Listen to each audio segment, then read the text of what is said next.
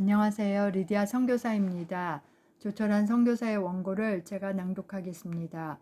저희 부부는 뉴질랜드에서 엘리야의 소리 방송을 하고 있습니다. 오늘 엘리야의 소리 181회 방송 주제는 하나님께서 이스라엘에게 약속하신 땅 3, 역사와 예언이 만나는 곳 3입니다. 성경에서 지리와 역사는 분리할 수 없는 요소입니다. 성경의 지리적 무대는 이스라엘 땅이고 성경은 근본적으로 아브라함과 이삭과 야곱의 후손들, 곧 이스라엘 민족의 역사를 기록하고 있습니다. 언어학적으로 유대인이란 단어는 이스라엘 12종족의 하나인 유다에서 유래합니다.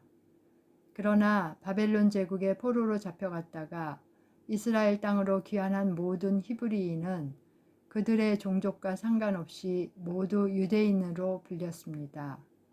유대인이란 단어는 신약에서도 그런 의미로 사용됩니다. 예를 들어 바울은 베냐민 지파 출신이지만 자신을 유대인이라고 불렀습니다. 바울이 가로되 나는 유대인이라 소읍이 아닌 길리기아 다소성의 시민이니 청컨대 백성에게 말하기를 허락하라 하니 사도행전 21장 39절입니다. 성경에 기록되어 있는 이스라엘 역사의 한 가지 독특한 특징은 일부분은 사건이 일어난 후에 역사로 기록되었고 나머지 부분은 사건이 일어나기 전에 예언으로 기록되었다는 점입니다. 성경의 역사적 기록과 예언적 기록이 결합되어 이스라엘 민족의 역사를 구성하고 있는 것입니다. 이스라엘 역사의 어떤 부분은 윤곽만 서술하고 있는 반면 또 어떤 부분은 아주 자세하게 묘사되어 있습니다. 참으로 흥미로운 사실은 성경의 예언서가 사건이 일어나기 수세기 전에 기록되었으면서도 실제 목격담을 능가할 정도로 정확하다는 점입니다. 성경을 이스라엘의 과거와 미래를 기록하고 있는 역사로 보는 관점을 구약에 적용하는 것은 어렵지 않은 일입니다.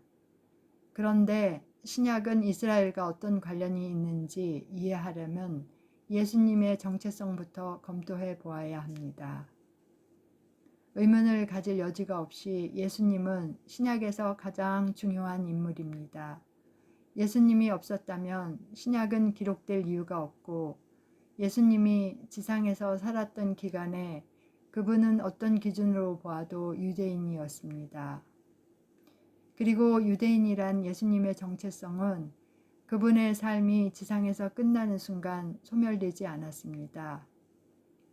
예수님이 십자가에 못 박혀 죽었다가 부활한 지 50년 이상 지나 기록된 요한계시록 5장 5절을 보면 예수님은 여전히 하늘에서 유다 지파의 사자 다윗의 뿌리로 계십니다.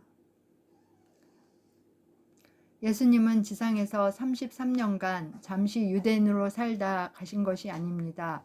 예수님의 유대인이란 정체성은 그분의 죽음과 부활 이후 영원토록 유지됩니다. 예수님은 영원토록 유대 지파의 사자요 다윗의 뿌리로 이스라엘 민족과 동일시됩니다. 다시 말해 예수님은 영원히 유대인이신 것입니다. 신약의 사복음서를 읽어보면 요셉과 마리아가 아기 예수를 데리고 잠깐 애굽으로 피신한 일 이외에 모든 사건이 이스라엘 땅 안에서 일어났습니다. 그리고 복음서에 등장한 사람들의 90% 이상이 유대인입니다. 예외적인 인물은 동방박사 3사람, 야곱의 우물가에서 예수님을 만난 사마리아 여인, 로마 제국 관리와 백부장 등 손으로 꼽을 정도입니다. 근본적으로 복음은 이스라엘 땅에서 일어난 유대인에 관한 기록인 것입니다. 엘리야의 소리 방송 시청자 여러분, 엘리야의 소리 방송 182회 주제는 하나님께서 이스라엘에게 약속하신 땅 4, 역사와 예언이 만나는 곳 4입니다. 2023년 8월 5일 토요일에 다시 뵙겠습니다. 감사합니다.